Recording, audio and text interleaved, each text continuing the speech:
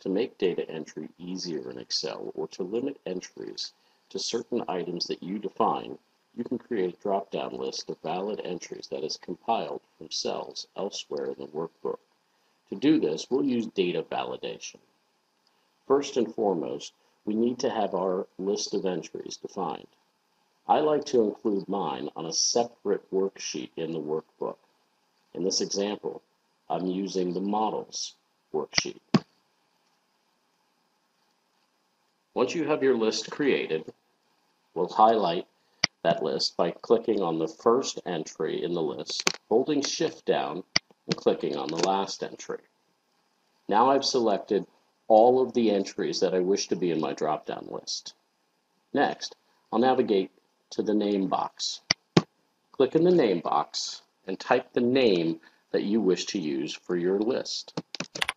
In this example, we're going to use Models. Once I've typed that name, hit Enter, and now we've defined that list, or named that list as Models. Next, we need to navigate back to the tab where we wish to have our drop-down list. Now, find the column that you wish to have the drop-down entries in.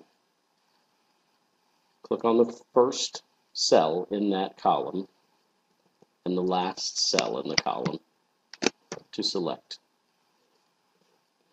Navigate to the Data tab.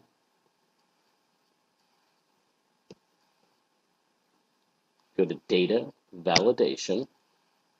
Select Data Validation from the drop-down. In the Allow drop-down, select List. In the source, you're going to enter the name of the list you just created. To do this, you enter equals and then Models, which is the name we gave our list in the other tab. Click the OK button, and now you'll notice there's a drop-down arrow next to the first cell in my list, or my range of cells. If I click that arrow, I'll get the models that we entered in the other workbook.